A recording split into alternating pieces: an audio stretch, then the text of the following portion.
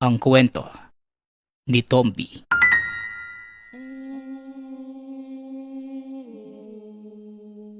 Ang kwentong ito ay hango sa totoong buhay.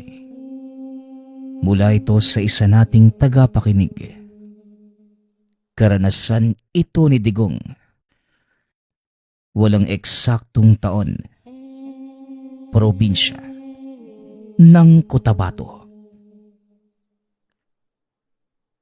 Lumad na taga-Samar si Digong. Ngunit napilitang lumipat para asikasuhin ang mga naiwang lupain ng mga magulang sa isang liblib na sitio ng Cotabato. Pagkarating niya roon, pinagtitinginan pa ng mga tao dahil sa magarang kasuotan.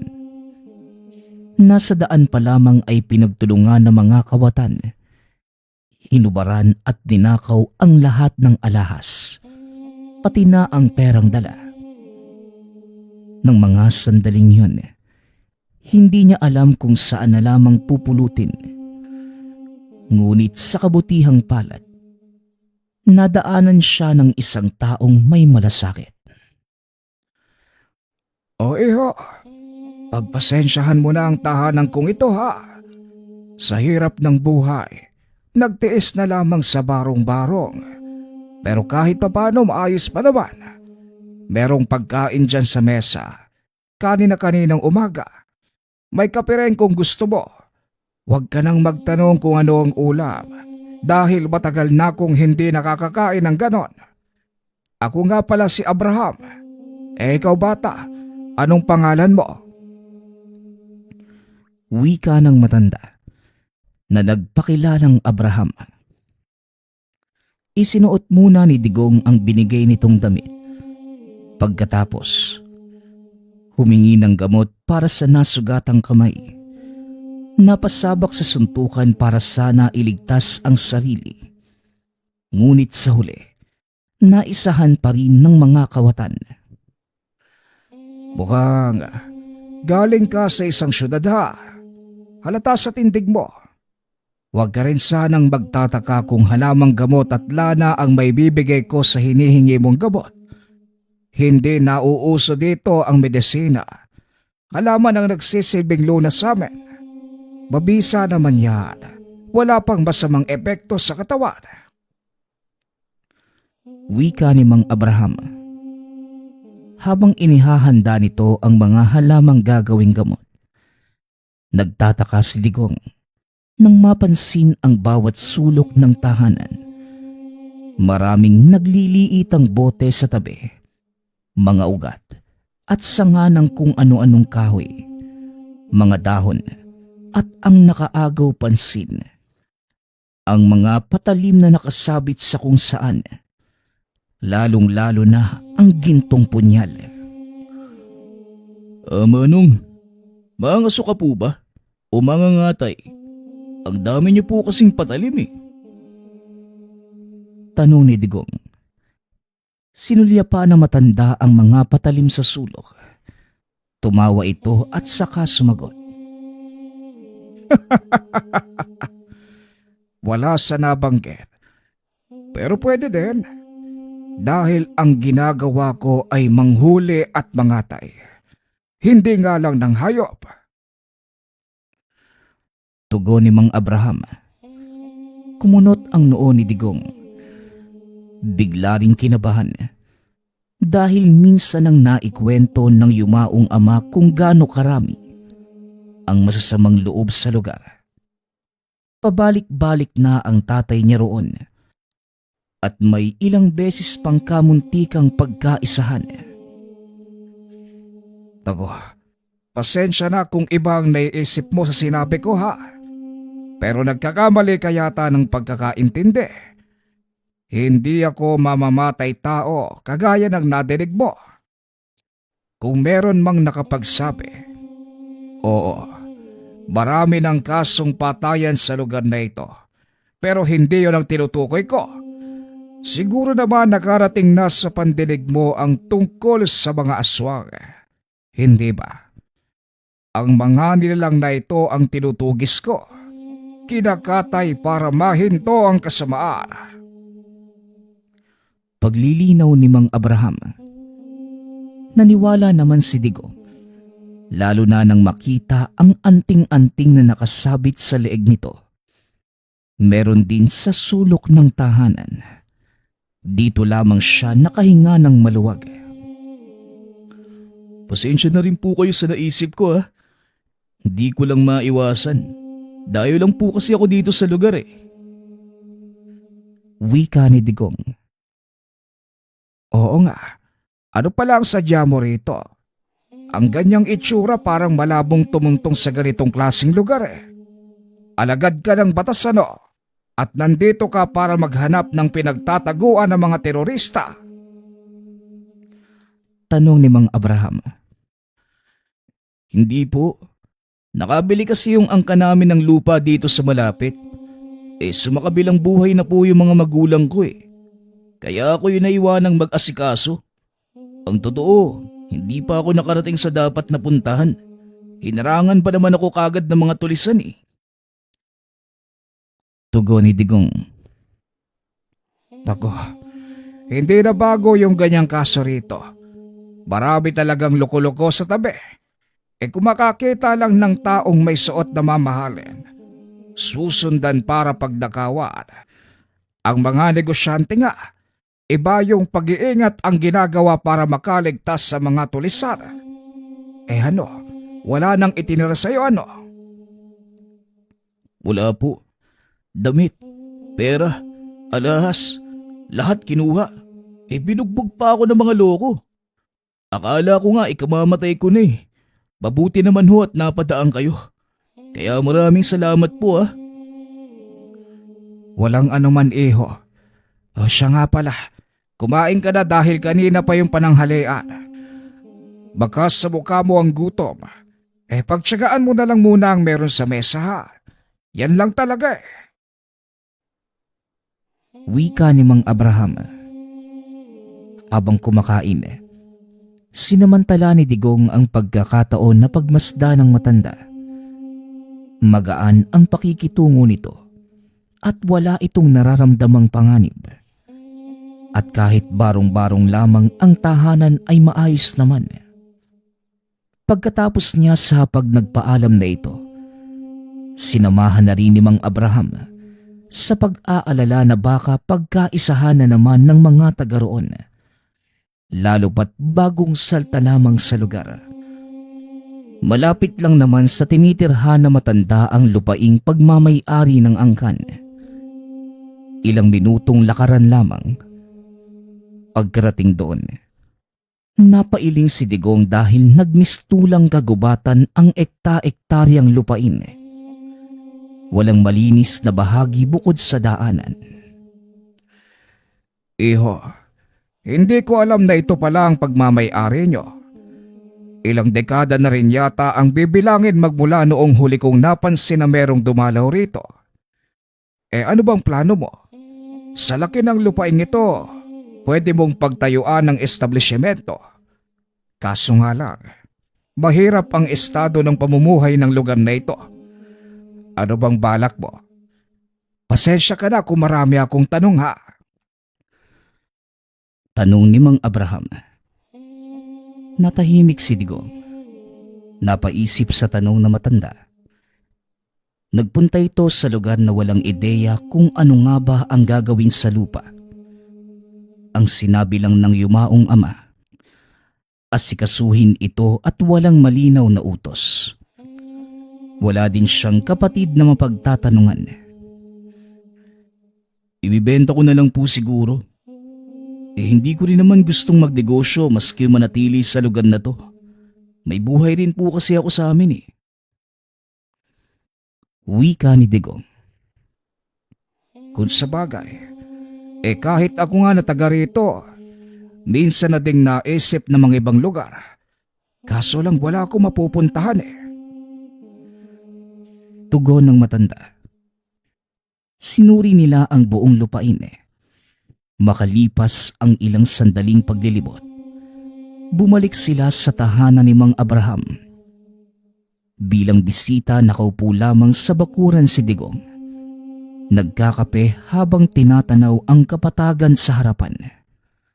aligaga naman si Mang Abraham sa mga gagawin. Paglipas ng ilang minuto, napansin ni Digong ang isang lalaki na mabilis ang paglalakad. Ngunit nang sandaling mapatingin sa kanya, biglang napahinto. Buong akala niya ay nagkataon lamang. Ngunit nakakailang na ang pagtitig kahit na nasa malayo. Nang akmang lalapit na sana, nagmamadali itong tumayo at pumasok ng tahanan. Tumigil ang lalaki. Nagpatuloy na sa paglalakad. Hindi niya alam kung anong meron. Ngunit dama niya ang pagiging kabado. Iho, may nakita ka bang tao sa paligid?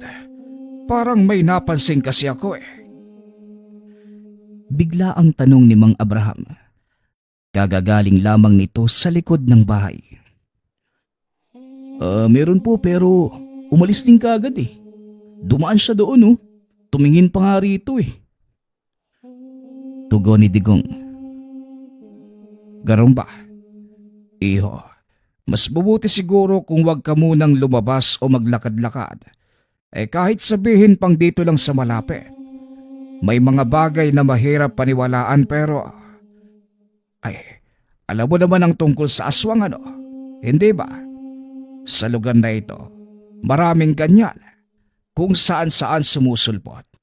Mas mainam na dumito ka na lang sa bahay at ako na ang bahala sa'yo. Muling wika ni Mang Abraham. Nakahinga si Digong. Kinakabahan habang nakikinig sa pag-aakalang pauuwiin ito ni Mang Abraham. Gaano po ba kalala yung sitwasyon dito kung aswang po ang pag-uusapan? Tanong ni Digong.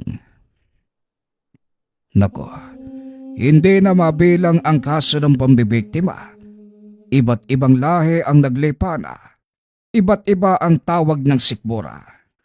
Merong kumakain ng lamang loob ng tao. Meron namang sa hayop. Minsan pa nga nagkakasabay ng pagsalakay. Nako, iilan lamang ito sa mga nangyari kung alam mo lang. Tugon ni Mang Abraham. Napabuntong hininga na lamang si Digong.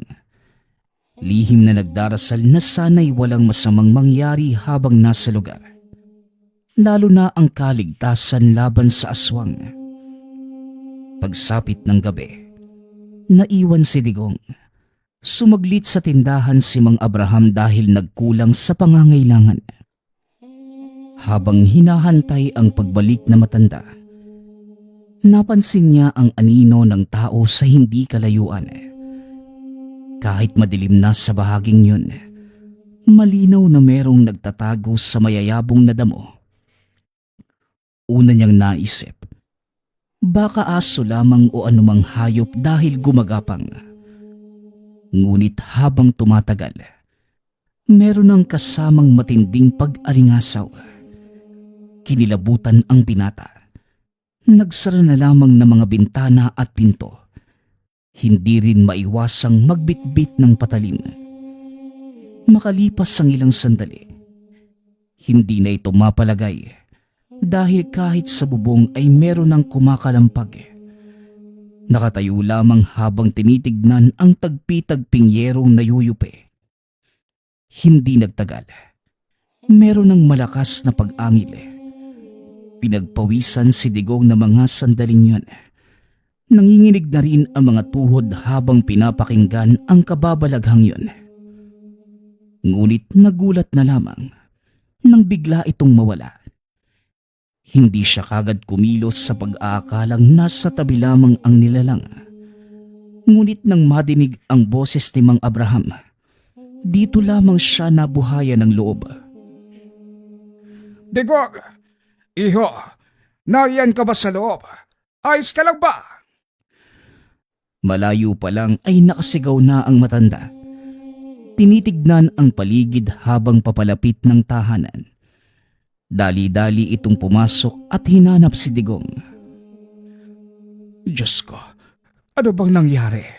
May dumating na nilalang habang wala ako, no? Tanong ni Mang Abraham. Nag-aalala ito sa kalagayan ni Digong. Meron po. Akala ko nga po makakapasok na dahil nakasampa sa bubong eh. Kamunti ka nang bumigay. Aswang po ba yun? Tugon ni Digong. Walang duda. Aswang nga ito. Wala namang ibang aatake mula sa bubong. Ang nakakainis lang, saka sila aatake kung kailan wala ako. Pangalawa na ito. Digong iho, mag-iingat ka dahil parang ikaw talaga ang punteriya. Kabago-bago mo lang sa lugar na ito. At ikaw kagad ang natipuhan. Mang Abraham, maalam po kayo sa pagpuksa ng aswang, di ba? Bakit hindi mo na lang po patayin yun? Natatakot na po kasi ako sa kaligtasan ko rito eh. Wika ni Digong. Napabuntong hininga si Mang Abraham. Kinuha nito ang natatanging patalim, ang gintong punyal. Saka nagmamadaling lumabas. Nagbilin muna ng salita kay Digong bago tuluyang umalis. Yan naman talaga ang gagawin ko. Iho, maghintay ka lamang dito at dadalhin ko mismo ang ulo ng aswang na yon. Baka kaya pang maabutan. Wika ni Mang Abraham. Tumango na lamang si Digong. Ngunit muling kinabahan ng mag-isa na lamang muli. Nagtago na lamang sa malapit na lagayan ng patalim para kung sakali merong madadampot na panlaban. Sa kabutihang palad, walang nangyari. Nakabalik din ang matanda pagkalipas ng ilang sandali. Magdamag na nag-abang si Mang Abraham. Hindi rin makampante dahil ito pa lamang ang unang pagkakataon na maranasan ang ganitong sitwasyon. Walang aswang na nagkukusang lumapit sa tahanan dati. Hindi kagaya ngayon. Hindi rin maiwasang mapaisip sa katauhan ni Digong. Sa katunayan, nakita niya ang binata sa terminal. Lumuwas siya sa lungsod ng kapatid at tamang nagpang-abot sa babaan. Dito pa lamang meron na itong naramdaman na kakaibang enerhiya sa binata. Isinawalang bahala rin. Dahil hindi ito kilala hanggang sa napadpad sa kanyang tirahan. Napapaisip kung nagkataon lang ba ang lahat. Napabuntong hininga na lamang. Wala naman sigurong atraso ang taong ito sa isang aswang. Kabago-bagong dating lang dito sa lugar pero bakit kaya natipuhang kagad ng nilalang? Hindi kaya lapitin si Digong. Wika ni Mang Abraham sa sarili. Naguguluhan ito sa lahat ng nangyayari. Kinabukasan, bumalik si Digong sa lupain para matignan muli. Hindi niya kasama si Mang Abraham dahil meron itong inaasikasong ibang bagay. Nanghiram na lamang siya ng patalim at pinabaunan ng lana.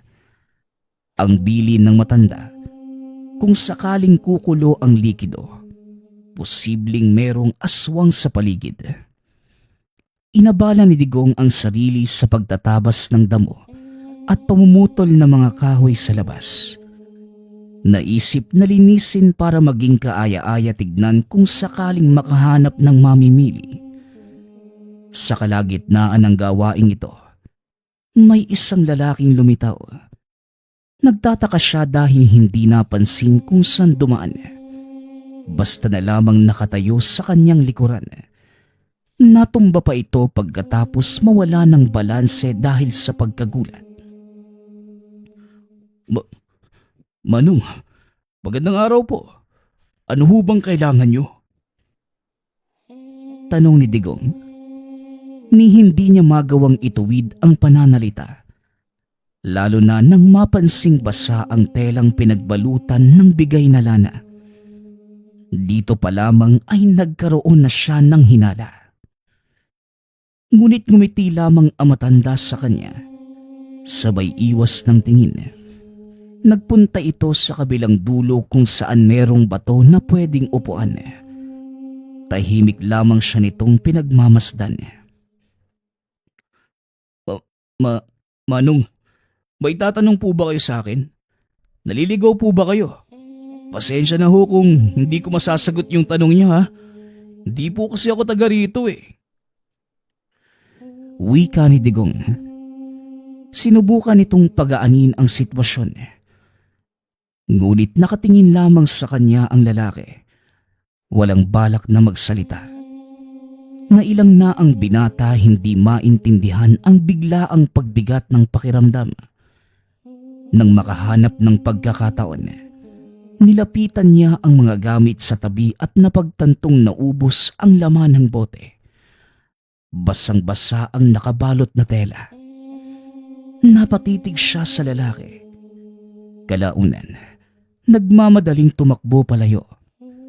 Sumunod ito ngunit naglalakad lang. Kabadong-kabado nang hindi humihiwalay. Malapit na siya sa tahanan ni Mang Abraham ngunit nakasunod pa rin ito. Habol hininga si Digong pagdating sa bakuran ng tahanan. Laking gulat ng paglingon. Wala na ang lalaki. Sakto namang kakarating lang ni Mang Abraham galing sa sariling lakad. Nang maramdaman ito ang takot niya, alam na kagad na matanda ang nangyari sa kanya. Sinundan ka ano? Sandali. Titignan ko baka nasa paligid lang. Huwag ka nang sumunod sa akin ha. Wika ni Mang Abraham. Matapos makuha ang gintong punyal, dumiretso sa dinaanan ni Digong.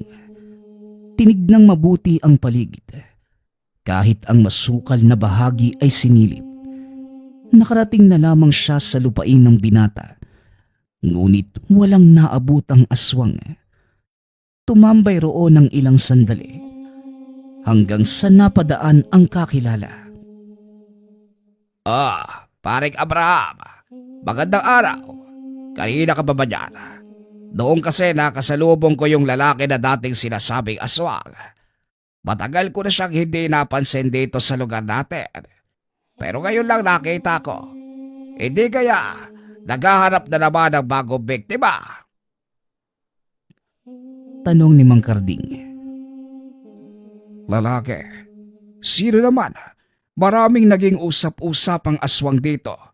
Sino ba sa mga yon? Tugon ni Mang Abraham. Yung bang lalaki na bigla-bigla na lang lumalapit. Tapos dati naglalako pa nga ng sage. Kahit ayaw bumili, inaalok at iniiwan ng prutas. Siya ba? Di talaga ako pwedeng magkamali. Nag-iwas pa nga sa akin ng tingin Muling wika ni Mang Karding. Sa paglalarawan ng kaibigang matanda, may ideya na si Mang Abraham kung sino ang lalaking tinutukoy.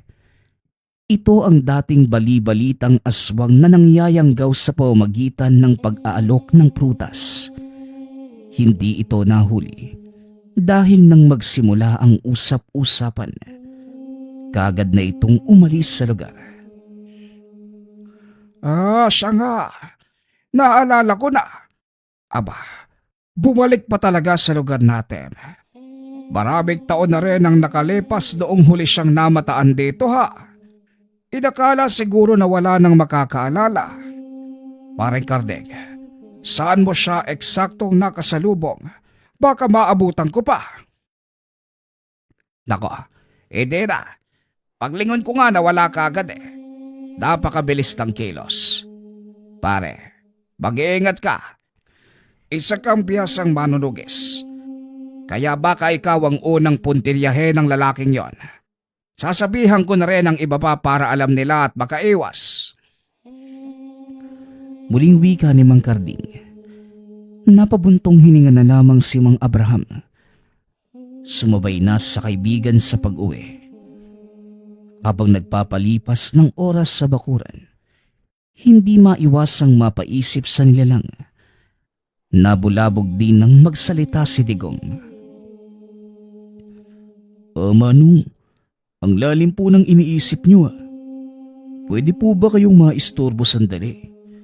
Magtatanong lang po sana ako kung saan pwede ibenta yung lupa. Ayaw ko na pong magtagal dito, Manong. Pakiramdam ko kasi, Sa paglipas ng mga araw mas lalo kong nasa peligro. Nandito lang naman po ko para asikasuhin yung lupain ng mga magulang ko eh. Wika ni Digong. Pwede kitang matulungan sa problema mong yan. May kakilala ako naghahanap ng lupa noong nakaraang buwan. Baka hindi pa nakakabili. Digong, pasensya ka na kung ganitong sitwasyon ang sumalubong sa'yo. Nagkataon lang na nagkasabay kayo ng aswang sa pagdayo. Maiba pala tayo. Huwag mong mamasamain ang tanong ko. Wala ka naman sigurong nakalitang tao ano? Yung lalaki na biglang lumapit sa'yo, hindi mo ba siya kilala? Tanong ni Mang Abraham. Hindi po talaga eh. Nagulat na lamang din ako nang makita siyang nakatayo sa likod ko.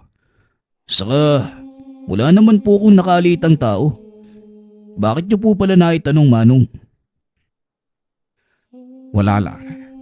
Naisip ko lang na baka kilala mo yung lalaki. Pasensya ka na. Inakala ko kasi na sinusundan ka nun. Nagkataon na sabay talaga kayong dumating dito. Pero, naging malinaw naman noong nakausap ko si Paring Karding. Nakita niya yung lalaki at nakilala. Dati rin yung nagpupunta rito. Huwag mong mamasamain ha. Sinabi ko lamang ang nasa isipan ko. O siya, magpahinga na tayo dahil gabi na. Bukas sasamahan kita sa kakilala ko. Baka sakaling mabili na yung lupain mo. Wika ni Mang Abraham.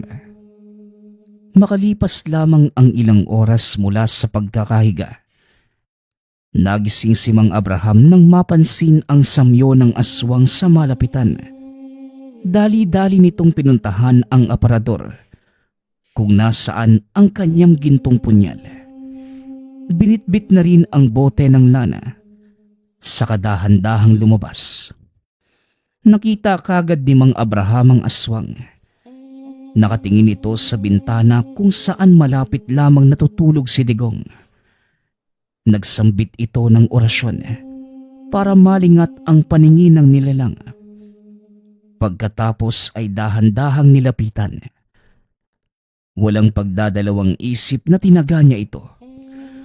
Umangil at nagwala. Tumilapon din siya ng matamaan ng pag-atake.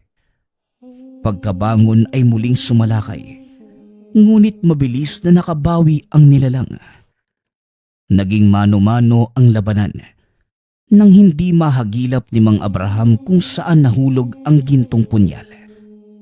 Hindi man makatapat sa angking lakas ng nilalang, minabuti pa rin lumaban ng matanda. Ilang beses pa itong napailing dahil hindi maipagkakaila ang lakas ng aswang. Malaki ang pangangatawan nito at maliksi ang kilos. Nasaan man siya ay palaging nakakailag at nasusundan ng mga pagkalmot. Ang ingay ng sagupaan ang gumising kay Digong. Pagsilip sa bintana, kagad napasigaw ng mukha ang nakaharapang aswang. Naagaw ang atensyon ng nilalang sa ginawa niya at siya ngayon ang binalingan ng pansin. Mabuti na lamang madaling nakabangon si Mang Abraham at napigilan ang tangkang paglapit. Iho, pakiabot sa akin ang aking gintong punyal. Hindi ko na alam kung nasan ang dala ko kanina. Pakibilisan, dahil hindi ko na kaya ang lakas ng isang... Natahimik si Mang Abraham pagkatapos muling tumilapon. Dali-dali ring bumangon para mapigilan ang pagtakas ng nilalang. Buong lakas niya itong dinambahan. Hindi pinakakawalan kahit na nahihirapan sa pangangalmot nito. Digong, ang tagal naman. Dalian mo, iabot mo sa akin ang gintong punyal bago pa tuluyang makatakas ang animal na to. Iho, nasa na ba yung batang yon? Naku naman. Wika ni Mang Abraham. Sa kabilang banda naman, nablangko ang isipan ni Digong. Hindi alam ang hinahanap. Ilang ulit nang tumawag si Mang Abraham, ngunit nawala ito sa sarili nakatulala lamang sa matanda. Akin lang! Iho, nasa na ba yung gintong punyal ko? Ang sabi ko, hanapin mo at kunin mo. Ano bang ginagawa mo? Hindi na natapos ang pagsasalita ni Mang Abraham nang mawala sa kanyang kamay ang nilalang. Nagmamadali itong tumakas ngunit sa kabutihang palad, napigilan din kagad. Tumulong si Digong sa kabila ng pagkablangko ng isipan. Nagawa nitong kumuha ng bote ng lana at saka isinaboy sa nilalang. Nagwala ito, umangil at nangisay. Aba, maayos ang ginawa mo, Digong. Sandali. Yun lang pala yung gintong punyal ko eh. Katayin na natin ang halimaw na ito para wala nang mabibiktima sa susunod. Wika ni Mang Abraham. Madali lamang nitong nakita ang gintong punyal dahil nagliliwanag ito sa pagtama ng sinag ng buwan. Tinaga niya ang aswang paulit-ulit upang makasiguradong malagutan ng hininga. Hindi nagtagal wala na itong buhay. Nakahandusay na lamang sa lupa. Wakwak ang tiyan. Si Digong sa kabilang banda naman, hindi makatingin ng diretsyo. Nasusuka sa nakabalandrang katawan. Kagad namang inasikaso ni Mang Abraham ang pagligpit nito. Dinala sa kalagitnaan ng mismong lupain ng binata. Naghukay at doon sinunog. Pagkatapos ng ilang oras, nang tuluyang maging abo na, saka tinabunan ng lupa. Tinambakan din ng mga dahon at sanga ng kahoy. Samantala, tahimik lamang si Digong habang pinapanood ang ginagawa ng matanda. Sa isip ng binata, hindi makapaniwala na sa pagsadya niya sa lugar ay mararanasan niya ang isang pangyayaring halos ikapahamak. Hanggang sa mga sandaling yun, sariwang nakikita sa isipan ang buong kaganapan. Lalong-lalo na ang muka at pag-angil ng aswang. Malinaw na malinaw pa ito sa kanyang isipan. Iho, mas malalim pa sa hinukay kong lupa yung iniisip mo ah. Alam kong nabigla ka sa mga nangyari. Pasensya ka na kung magtatagal ka pa sa lugar na ito. Posibleng maranasan at masaksihan mo muli ang ganito. Pero ipapayo ko na dapat ka nang umuwi sa lalong madaling panahon dahil malapit na rin akong umalis dito. Nakitira lang ako sa lupang tinitirikan ng aking bahay. Kaso dumating na ang panahon. Nagagamitin na ng may-ari kaya ano pa bang magagawa ko? Bukas na bukas, sasamahan kita sa mga lakad mo para maasikaso kagad ang lupaing ito at makabalik ka na sa inyo. Wika ni Mang Abraham. Ganun nga po talaga, Manong. Nagawa nga po nating puksain yung aswang. Nakalibing na. Pero nararamdaman ko pa rin po sa sarili ko yung kilabot. Pati sa isipan ko, nakikita ko pa yung mukha ng halimaw eh. Aalis din po talaga kagad ako rito pagkatapos ng lakad natin bukas. Kung wala rito, pwede namang sa amin na lang ako maghanap eh. Natatakot na po talaga ako rito. Wika ni Digong. Mas mabuti pa nga. Ayaw ko na ring magtagal ka pa rito kahit ilang araw. Hindi natin alam ang takbo ng panahon.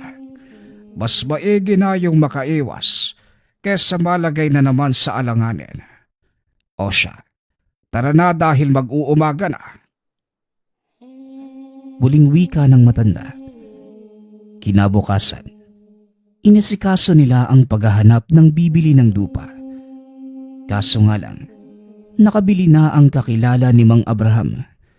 Sinadya ang iilang kilalang negosyante pero wala ni isang nakakuha.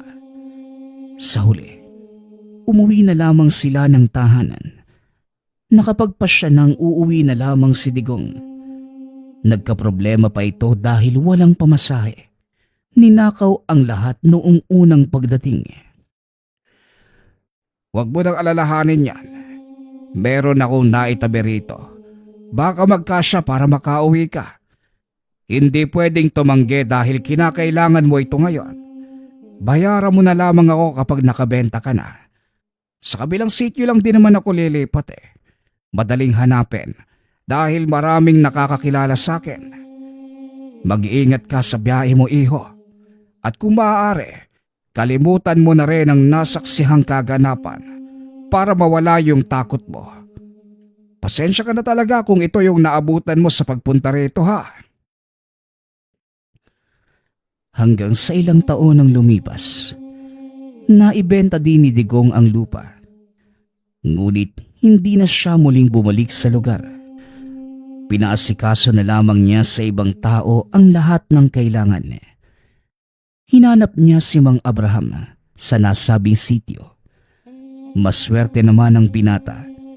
Mabilis niyang nakita kung nasan ang matanda.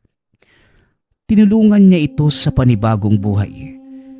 Binigyan ng lupang matitirahan at maliit na negosyo.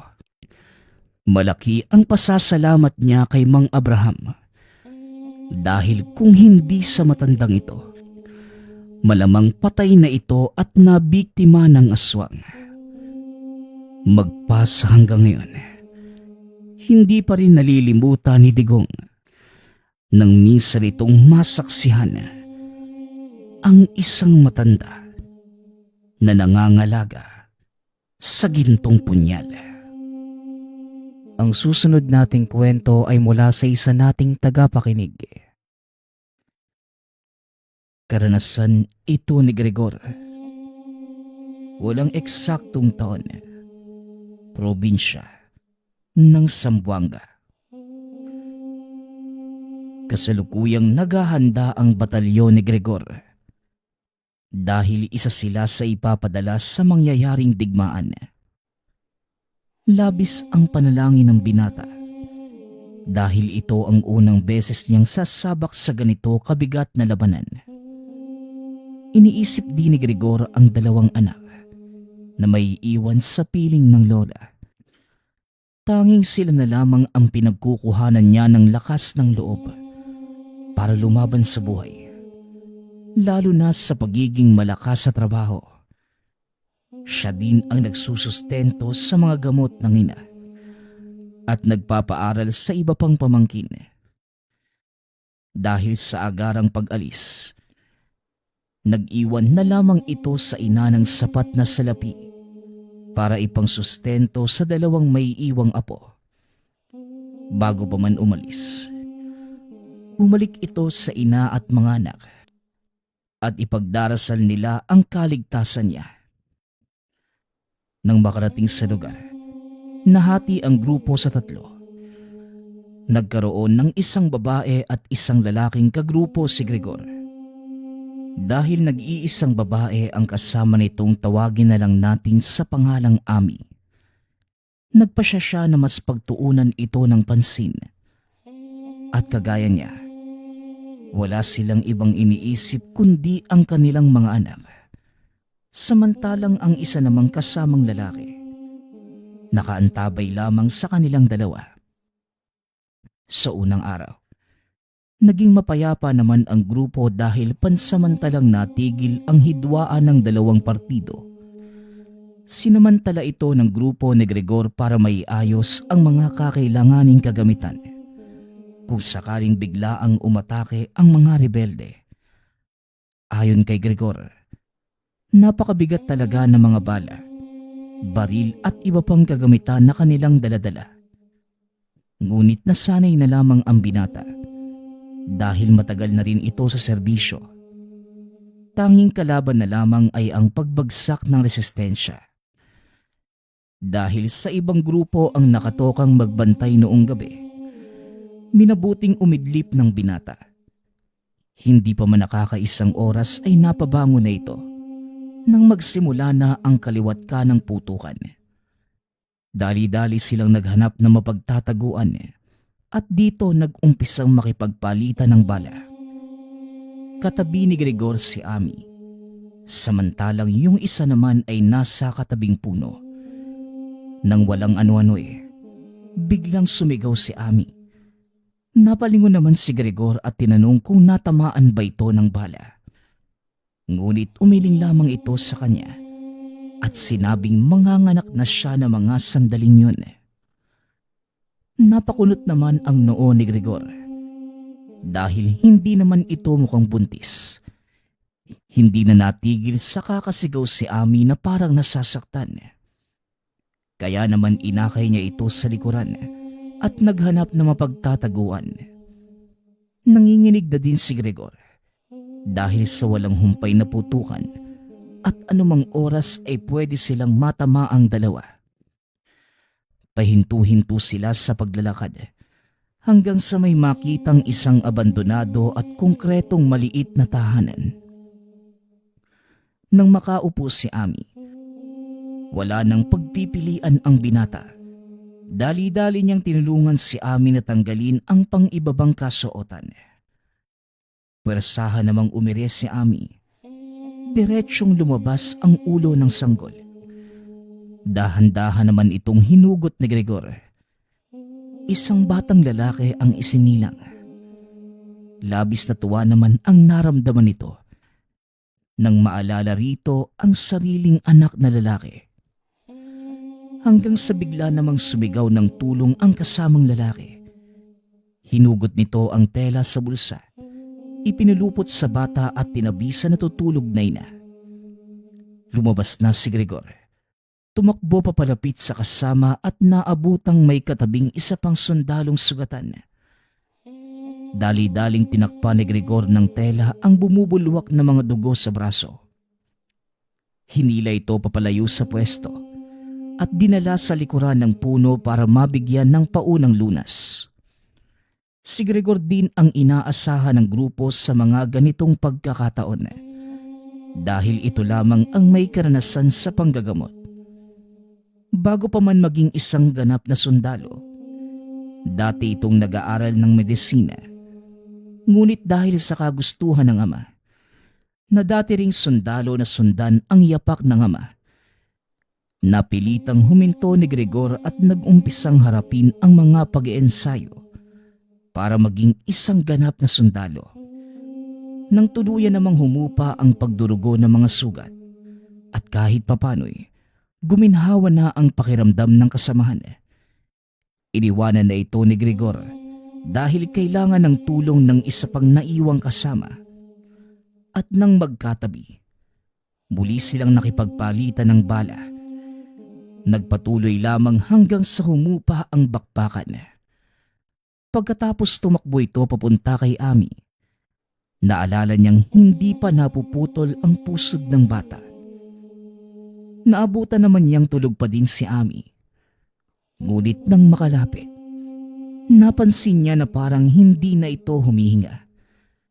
Kaya naman minabuti ng binatang hawakan ng pulso at sa hindi inaasahang pagkakataon, wala na nga itong buhay.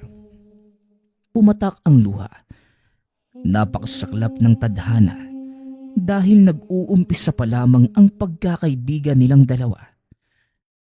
Maya-maya pa ay umiyak na ang sanggol. Binuhat ito ni Gregor at pinahiga sa lamesang nasa bintana. Nang akmang puputuli na sana ang pusod gamit ang isang maliit na patalim, nang walang ano-ano'y, kusa itong gumulong at nahulog sa sahig. Nagtaka si Gregor kung paano nito nagawang kusang gumulong, lalo pat kakapanganak lamang. Ngunit isinawalang bahala na lamang ito ni Gregor. Pinulot ang inosenteng bata. Sinubukan niyang ipagpatuloy ang ginagawa. Ngunit sa hindi malamang dahilan, naging magalaw at maingay ang sanggol sa kanyang ginagawa. Kaya naman hinayaan na lamang muna ito ni Gregor. At sa oras na makahanap ng ilog, doon na lamang ipagpapatuloy ang pagputol. Habang karga ang bata ay napapaluhan na lamang habang tinitignan ang walang buhay na kaibigan. Hindi din naman pwedeng alising kagad ang labi dahil kukunin lamang ito kapag uuwi na ng kampo sa Maynila. Maghapon naman naging mapayapa ang lugar.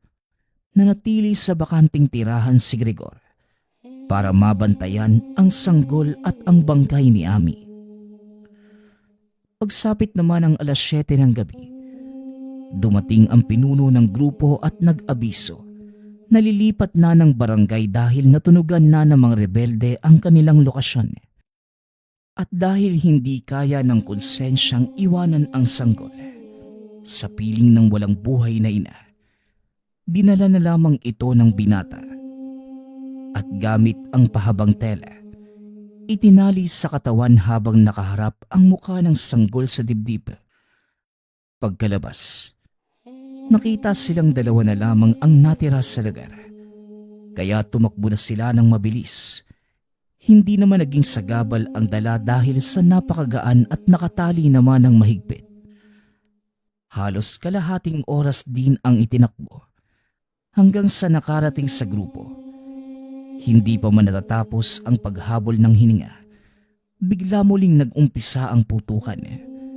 Hindi na rin napigilang kumalabit ng baril ni Gregor at todo iwas na lamang at baka matamaan ang sanggol. Maya-maya pa, naramdaman niya na may mahapdi sa parteng tiyan, kaya kagad niya itong tinignan. Nagulat ang binata dahil kagat-kagat ito ng sanggol. Biglang naging kulay itim at nawala na rin ang saplot. Pilit niyang hinuhugot ngunit sobrang makapit dahil sa nakabaong mga ngipin sa tiyan.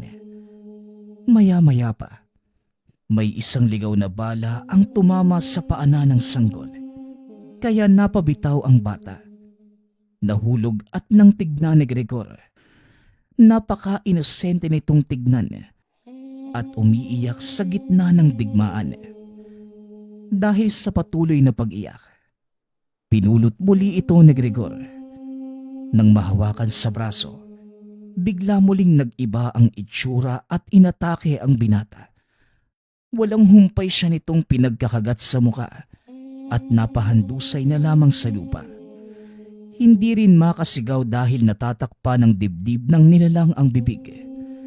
Biglang lumapit ang isa sa mga kasamahan at sinampal siya nito ng napakalakas at sinabing, Hoy, bilis bangon! Bakit ka ba nakakatulog sa gitna ng bakbakan? Bilisan mo. Lilipat na tayo ng pwesto. Wika ng lalaki. Dahil sa sinabi, napabangon si Gregor. Tumakbo ang dalawa para lumipat sa isang malaking puno. Diretso lang sila sa pakikipagpalitan ng putok. Ilang oras pa ang lumipas, nahintong muli ang bakbakan. Naupo si Gregor dahil sa bakas ng dugo sa kasuotan.